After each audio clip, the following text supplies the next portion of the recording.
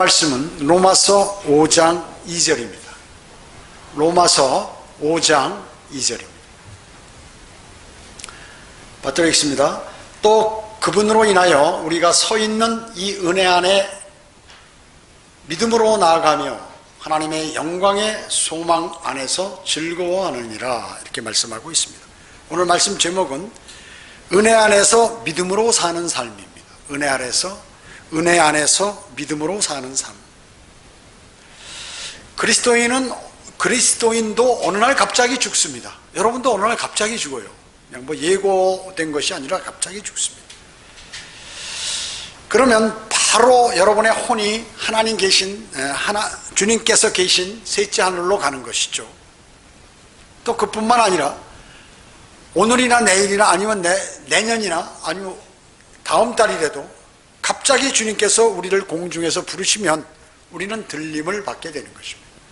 주님 품으로 가는 것이. 하늘나라에서 세 가지 놀라운 일이 벌어진다고 존 뉴턴이 이렇게 얘기한 적이 있어요. 첫째는 뭐냐면, 내가 보고 싶지 않은 사람인데 와보니까, 그 하늘나라 가보니까 거기 와 있더라, 그 얘기죠. 보기 싫어하는 사람인데 보니까 하늘나라 와 있어요. 두 번째는 뭐냐면, 두 번째 놀라는 것은 내가 보고 싶은 사람인데 거기 와 보니까, 또 거기 와 있을 줄 아는 사람인데 와서 보니까 없더라, 그 얘기죠. 그래서 놀래요. 또 하나 세 번째는 뭐냐면, 가장 큰 놀라움인데 그것은 자신이 거기 와 있다는 사실이에요. 물론 그대로 믿었더니 그대로 된 그러한 놀라운 현실을 보고 또 한 번 자신이 놀라는 것이죠. 야, 맞아, 내가 잘했구나, 인생을 잘 살았구나 하는 것 때문에 놀란다, 그 얘기죠. 자신이 죄인인데 은혜로 구원받는다는 것이 이렇게 크나큰 것인 줄을 몰랐네 하면서 놀란다는 것입니다. 은혜는 뭡니까? 은혜는 하나님께서 인간에게 베푸신 자비, 자애, 그리고 선이라니, 선. 은혜는 시대적으로 하나님께서 다루시는 한 방법, 그리고 믿는 성도의 생활과 성격에 있어서 하나님의 방법이라고 합니다. 그러면 은혜 안에서 믿음으로 사는 삶은 어떤 삶인가에 대해서 말씀을 드리겠습니다. 첫째로, 은혜로 구원받는 것입니다. 여러분은 모두가 주님을 영접하고 구원받으셨죠. 구원받은 사실에 감사하는 삶, 이것은 그 사람의 삶을 다시 결정하게 되는 것입니다. 그래서 그리스도인은 자신이 구원받았다는 사실을 결코 잊어서는 안 되는 것입니다. 죽었던 영이 살아났죠.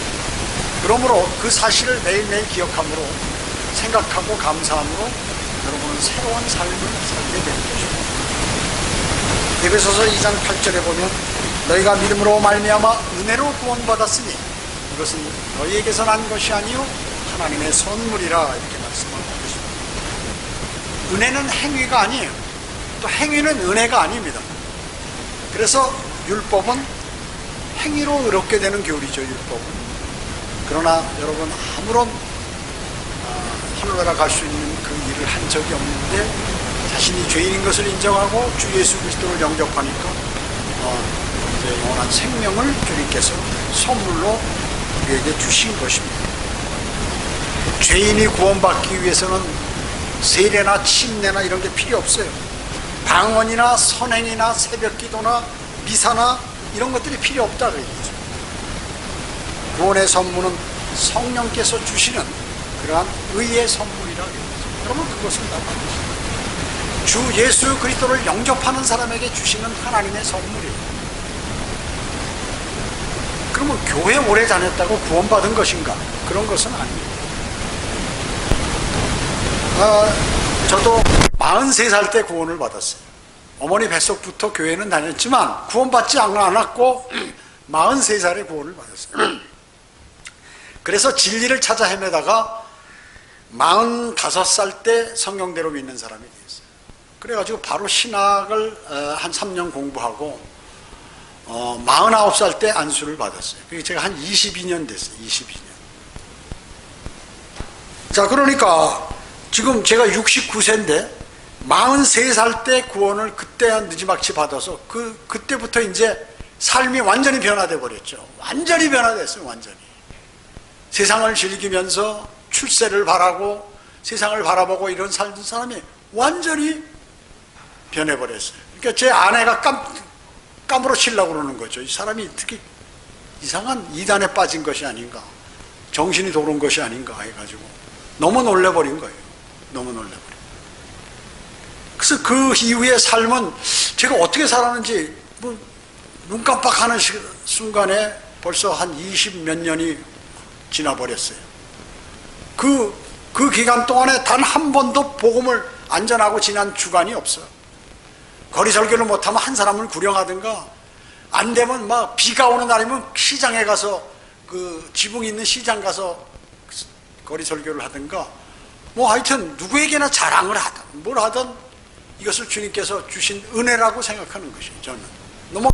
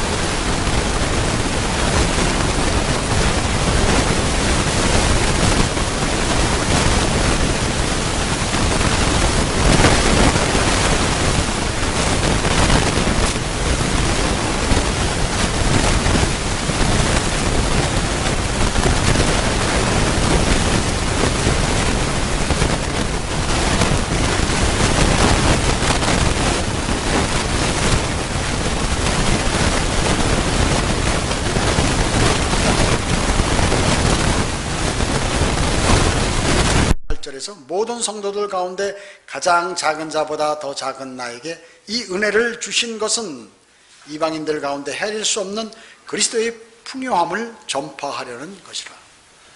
주님을 아는 사람, 주님을 영접한 사람은요, 풍요로운 삶을 사는 거예요. 풍요로운 삶. 그런데 주님을 신뢰하지 않고 주님을 사랑하지 않기 때문에 그 사람은 자신에게 지금 풍요로운 삶이 왔음에도 불구하고 그거를 느끼지 못하고 그것에 동참하지 못하는 것이에요. 동참하지 못하는 것이에요.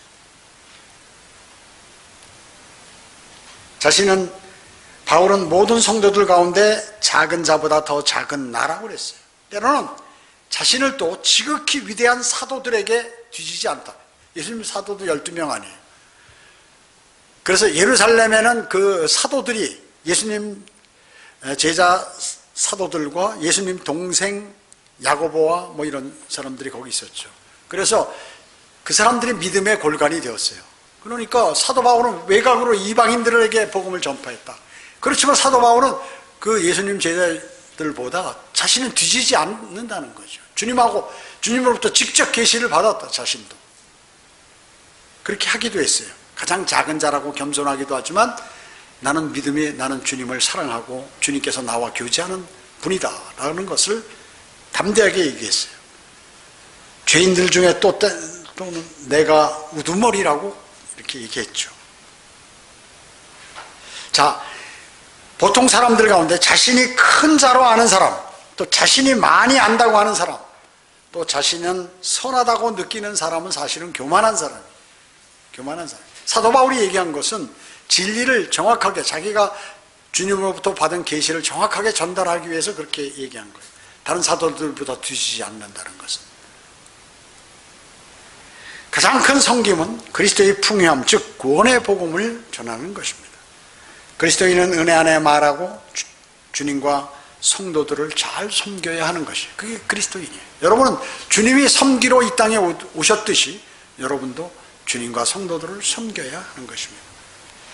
지옥교회의 삶은 뭐예요? 지옥교회의 삶, 본이 되는 삶, 주님을 사랑하는 열정, 서로 사랑하며 주님의 일을 우선시하는 헌신, 봉사, 이런 것들의 집합체, 결합체, 이것이 바로 지옥교회인 것입니다. 그리고 다음 대학에 복음을 전파하고 주님을 첫째로 사랑함으로 어때요? 주님도 그 사람을 사랑하게 하시겠죠? 그래서 사랑하셔서 이끄시고 기도에 응답하시고 또 빨리 그와 우리들과 대면하고 싶으신 그러한 마음을 주님도 갖게 되시는 것입니다. 그래서 여러분들이 주님을 간절히 바라고 주님께 간구드리는 것이 주님께서 빨리 오시는 길이에요. 빨리 오시는 길이에요. 넷째로 은혜 안에서 성장하고 은혜를 끼쳐야 합니다. 여러분은 은혜 안에서 성장하시고 그리고 은혜를 끼쳐야 하는 것입니다. 그리스도인은 영적으로 성장해야 되죠. 여러분은 그냥 그 영적으로 지체되는 것이 아니라 그냥 가만히 정체된 것이 아니라 자라야 됩니다. 자라야 돼요. 그러나 오히려 성장하기는커녕 실족하는 경우가 대단히 많다는 거죠. 성장하려면 하나님의 말씀과 기도에 정진해야 되죠. 그런 상태에 있어야 성장을 하게 되는 것입니다. 베드로후서 3장 18절에는 오직 은혜와 우리 주 예수 그리스도를 아는 지식 안에서 자라가라 이렇게 말씀하고 계세요. 여러분이 주님에 관해서 잘 아시면 또 주님이 하신 말씀들, 주님의 말씀들이 뭐예요? 이 성경 전체예요. 그것을 많이 알면 그것을 아는 지식 안에서 여러분은 자라게 되는 것입니다. 그리스도인의 여러분에게는 세 부류의 적이 있다고 그랬죠. 하나는 외부이죠. 하나는 내부이죠. 하나는 정체불명의 적이 있다고 그랬어요. 외부의 적은 뭐예요? 세상이 여러분의 적입니다. 내부의 적은 누구예요? 여러분 자신이에요. 여러분 자신. 또 정체불명의 적은 뭐예요? 보이지도 않고 느낄 수도 없어요. 이건 마귀예요. 마귀입니다. 그래서 마귀는 초자연적인 존재죠. 마귀에게 미혹된 마귀의 종은 세상과 쉽게 야합을 합니다. 그리고 육신적인 그리스도인으로 타락하게 되는 것이죠. 마귀가 여러분의 마음을 관장하게 되면 여러분은 타락하게 되는 것이죠. 그래서 마귀를 내보내야죠. 그럼 성령 충만하는 것이 마귀가 이 안에 들어와 있고 성령님께서도 이 안에 있어요. 이게 성령님께서 확 커지면 어떻게 자동으로 밀려나가는 것이, 자동으로 밀려나가는 것이에요. 여러분은 믿음이 늘어나고 견고하게 강화되어야 되고, 그리고 영적 성장이 계속해서 되어야 합니다. 그래서 살아있는 그러한 물체라든지 존재는 어떻게 해요? 움직이든가 자라든가 성장하든가 이렇게 되죠. 살아있지 않으면 성장이라는 게 있을 수 없죠. 저기 나무들을 잘라내면 또 위로 올라와요. 또 잘라내면 또 나오고, 살아있다는 증거. 살아있다는 증거. 믿음이 늘어나면 믿음의 대상인 예수 그리스도에 관한 지식이 증가하고, 그리고 심화되어야 되게 되는 것이죠. 그래서 여러분들은 나중에 주님께서 부르시면 그분의 형상과 일치하게 되는 것입니다. 그러기에 귀중한 것이 무엇인지 모르고 세상과 바꿔버리는 이러한 사람들이 돼서는 안 된다는 것이죠. 그렇기 때문에 진리의 지식인 성경을 배우고 연구하는 것은 매우 중요합니다.